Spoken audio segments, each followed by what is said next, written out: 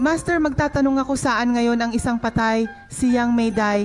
Naku, napakabait ng nanay mo. Nasa Desire Realm Langit. Ang pagdasal mo ng mantra ay nakatulong sa kanya makaakyat.